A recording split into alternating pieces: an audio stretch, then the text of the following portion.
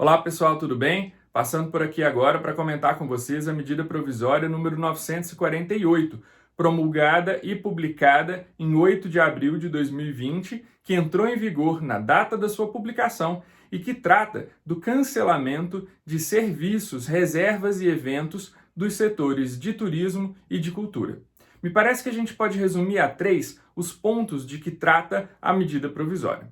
O primeiro deles, muito embora não com essas palavras, se refere à impossibilidade do cumprimento da obrigação de fazer assumida por fornecedores de serviços que programaram eventos, shows, enfim, fatos do setor de cultura e de turismo. E que agora, em virtude do estado de calamidade pública, em virtude de fatos decorrentes da pandemia do novo coronavírus, não poderão cumprir essa obrigação que assumiram.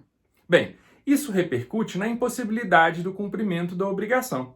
E havendo impossibilidade do cumprimento da obrigação sem culpa do devedor, conforme a regra do Código Civil, que aqui me parece se aplica, a conclusão é que a obrigação se resolve. E a obrigação se resolvendo, os valores recebidos antecipadamente pelo devedor a título de contraprestação têm que ser restituídos. Então, nesse caso, o que aconteceria? Tendo havido a impossibilidade, obviamente que sem culpa dos fornecedores, eles teriam que restituir aos consumidores os valores que receberam antecipadamente. O que faz o artigo 2º da medida provisória é atribuir àqueles fornecedores, inclusive que estão especificados no artigo 3º, a faculdade de, no lugar de restituir, cumprindo então essa obrigação que naturalmente é devida, eles passam a ter a faculdade de assegurar para os consumidores alguma das opções ou algumas das opções a que se referem os incisos do artigo 2º. Ou seja, surge ali para os fornecedores uma obrigação facultativa. Eles continuam estando obrigados à restituição de valores, mas poderão optar, no lugar de cumprir essa obrigação, por assegurar, cumprindo então a faculdade prevista pela medida, por assegurar aos consumidores alguma ou algumas das opções de que tratam os incisos do artigo 2º. E aí, nesse caso, caberá ao consumidor fazer a escolha por alguma daquelas opções que lhe foi assegurada pelo fornecedor. Esse, então, seria o primeiro ponto de que trata a medida provisória. O artigo 4º da medida provisória, por sua vez, cuida de contratos envolvendo artistas que já foram remunerados antecipadamente por aqueles shows ou por aqueles eventos que não poderão acontecer, que se tornaram impossíveis em virtude de fatos relacionados à pandemia do coronavírus, que acabou causando o estado de calamidade pública no país. Também aqui, a medida provisória vai estabelecer uma obrigação facultativa. Ora, também aqui, tendo havido a impossibilidade do cumprimento da obrigação de fazer, aqueles artistas que não tiveram culpa teriam que restituir os valores recebidos ao contratante. No entanto, conforme o artigo 4º da medida provisória, os artistas poderão optar, no lugar de restituir de imediato os valores recebidos, eles poderão optar por negociar com os contratantes para que aquele show, para que aquele evento seja remarcado dentro de um prazo de 12 meses. E se eles então optarem por exercer essa faculdade, eles não ficam obrigados a restituir de imediato os valores recebidos. No entanto, conforme prevê o parágrafo único do artigo 4º, se for feita a opção pela remarcação e não sendo cumprida essa nova obrigação assumida, referente a essa nova data de realização daquele show, daquele evento, aí necessariamente vai haver a restituição de valores recebidos e aí naturalmente corrigidos monetariamente. Por fim, o terceiro ponto aparece no artigo 5º, que é o último da parte normativa dessa medida provisória. E ali a gente tem que ter um cuidado muito grande, porque a redação não poderia ter sido mais infeliz.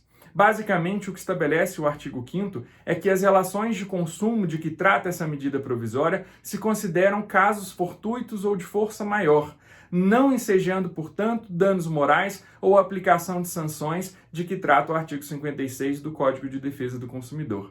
Naturalmente, que causa espanto, a redação dessa norma. A gente, num primeiro momento, não consegue entender o que se quis dizer ali. Primeiro, porque se parece que a norma é inconstitucional, porque ela trata da não reparação de danos morais, o que a Constituição assegura, e depois, por uma tecnia muito grande, porque ela diz que os contratos, que as relações de consumo que são consideradas casos fortuitos ou de força maior.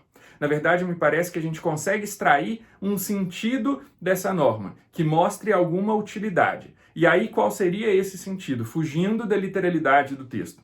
A ideia me parece ser reconhecer, pelo artigo 5º, que esses casos de que trata a medida provisória são casos em que a impossibilidade do cumprimento da obrigação decorreu de caso fortuito ou de força maior, ou seja, dos fatos, dos eventos relacionados à pandemia do novo coronavírus que acabaram causando o reconhecimento do estado de calamidade pública no país.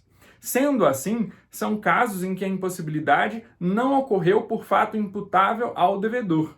E, portanto, não há ali responsabilidade. Não chega a se configurar a responsabilidade do devedor justamente porque falta o nexo de causalidade.